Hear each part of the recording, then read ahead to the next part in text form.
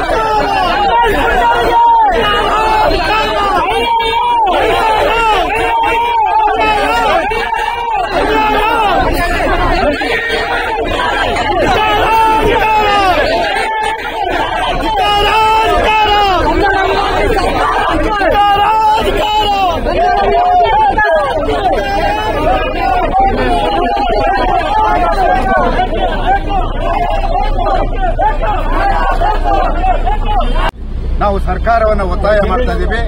ಯಾವುದೇ ಕಾರಣಕ್ಕೂ ಕರ್ನಾಟಕದಲ್ಲಿ ಎಂಇಎಸ್ ಸಂಘಟನೆ ಇರಬಾರದು, ಅದನ್ನ ನಿಷೇಧ ಮಾಡಬೇಕು. ಇಲ್ಲ ಅಂದ್ರೆ ಒಂದಲ್ಲ ಒಂದು ಗಲಭೆಯನ್ನ ಕನ್ನಡಿಗರು ಮತ್ತು ಮರಾಠಿಗರ ಮಧ್ಯೆ ಈ ಎಂಇಎಸ್ ಪುಂಡ್ರು ತುಂಬುತ್ತಾ ಇದ್ದಾರೆ. ಹಾಗೆ ಈ ಶಿವಸೇನೆಯನ್ನ ಈ ಒಂದು ಕರ್ನಾಟಕದಲ್ಲಿ ಪ್ರವೇಶ ಮಾಡೋದಕ್ಕೆ ಕನ್ನಡ ಸಂಘ ಸಂಸ್ಥೆಗಳು ಬಿಡಬಾರದು. ಇವತ್ತು ನಾವು ಸಾಂಕೇತಿಕವಾಗಿ ಈ ಒಂದು ಹೋರಾಟವನ್ನು ಮಾಡ್ತಾ ಇದ್ದೀವಿ. 28ನೇ ತಾರೀಕು ಎಲ್ಲ ಕನ್ನಡ ಪರ ಸಂಘಟನೆಗಳ ಕರೆದು ಮುಂದಿನ ಹೋರಾಟಕ್ಕೆ ಕರೆಯನ್ನ ಕೊಡ್ತಾ ಇದ್ದೀವಿ. ಅದು ಯಾವ ರೂಪದಲ್ಲಿ ಬೇಕಾದ್ರೂ ಆ ಹೋರಾಟ ಆಗಬಹುದು. ಅದಕ್ಕೆ ಎಲ್ಲ ಕನ್ನಡ ಪರ ಸಂಘಟನೆಗಳು ನಾಡಿನ ಜನ ಎಂಇಎಸ್ ವಿರುದ್ಧವಾಗಿ ಸಿಡಿದೇಳಬೇಕು ಅಂತ ಒತ್ತಾಯವನ್ನ ಮಾಡ್ತಾ ಇದ್ದೀವಿ.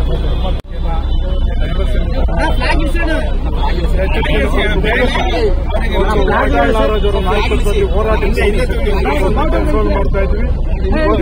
ರಾಜಕಾರಣಿಗಳು ಲಕ್ಷ್ಮೀ ಹೆಬ್ಬಾಳ್ಕರ್ ಅವರು ತಮ್ಮ ರಾಜಕೀಯ ಹಿತಾಸಕ್ತಿಗೋಸ್ಕರ ಮರಾಠಿಗಳ ಪರವಾಗಿ ಧ್ವನಿ ನೇತೃತ್ವದ ಕೆಲಸವನ್ನು ಮಾಡಿದ್ದಾರೆ.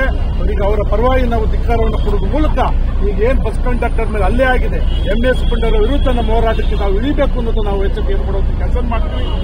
ನಾಡಿನ ಪರವಾಗಿ ನಾಡಿನ ಜನರ ಪರವಾಗಿ ಧ್ವನಿ ನೇತೃತ್ವದ ಕೆಲಸವನ್ನು ಮಾಡ್ತಾ ಇಲ್ಲ.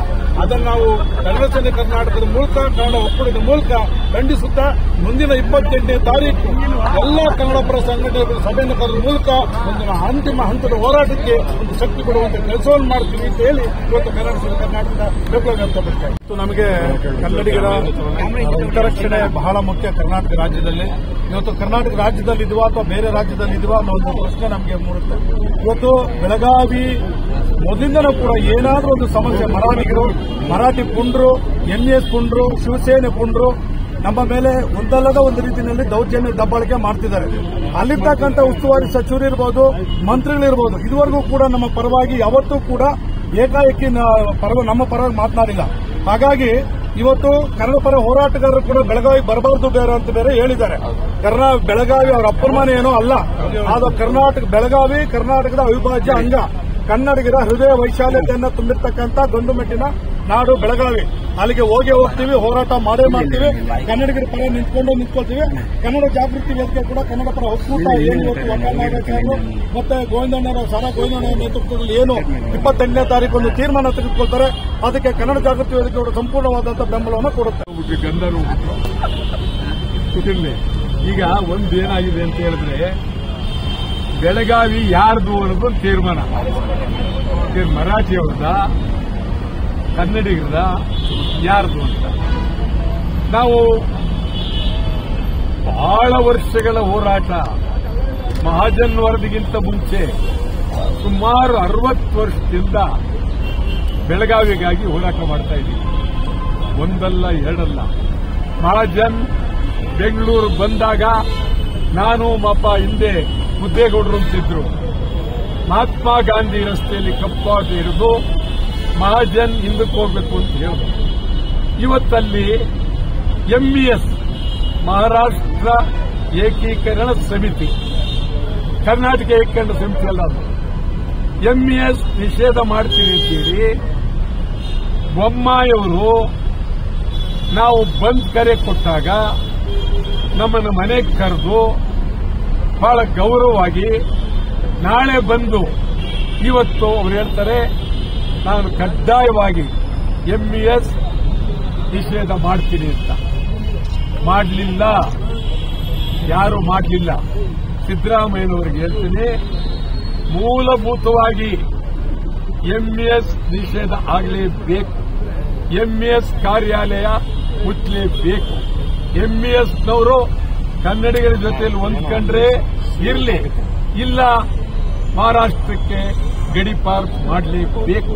ಶಿವಸೇನೆ ಗಡೀಪಾರ್ ಆಗಲೇಬೇಕು. ಇದ್ರ ಜೊತೆಗೆ ನಮ್ಮ ರಾಜಕಾರಣಿಗಳು ಲಕ್ಷ್ಮೀ ಹೆಬ್ಬಾಳ್ಕರ್ ಅವರು ಕರ್ನಾಟಕದ ಮಂತ್ರಿ, ಆದರೆ ಅವರ ಹೃದಯ, ಮನಸ್ಸು, ಪ್ರೀತಿ ಎಲ್ಲ ಮರಾಠಿ ಪರ. ಮರಾಠಿ ಅಂದ್ರೆ ಅವರಿಗೆ ಬಹಳ ಪ್ರೀತಿ. ಮತ್ತು ಸಾಹುಕಾರರುಗಳಿದಾರಲ್ಲ, ಸತೀಶ್ ಜಾರಕಿಹೊಳಿಗಳು ಅವೆಲ್ಲ ಅವು ಮರಾಠಿನೇ. ಮತ್ತು ಕಾಂಗ್ರೆಸ್ನವರಿದಾರಲ್ಲ ಅವರು ಮರಾಠಿ.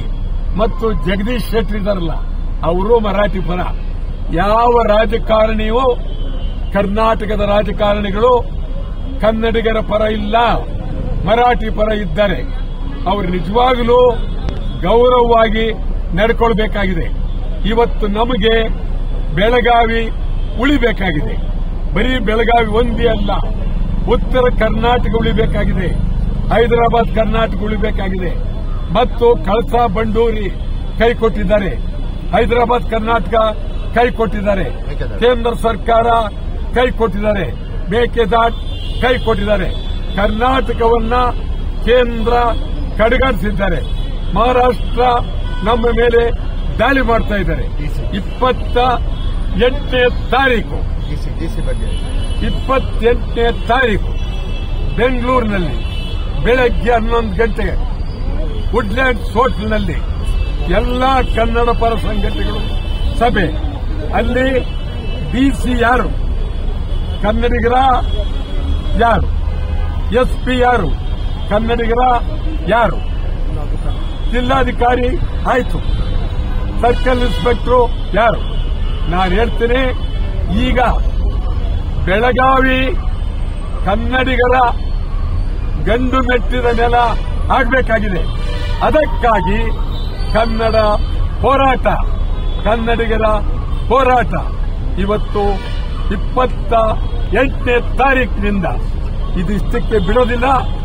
ಇಡೀ ರಾಜ್ಯಾದ್ಯಂತ ಭಾರಿ ಹೋರಾಟ, ಸಾವಿರಾರು ಜನರನ್ನ ಜೈಲಿಗೆ ಕಳಿಸ್ತೀವಿ.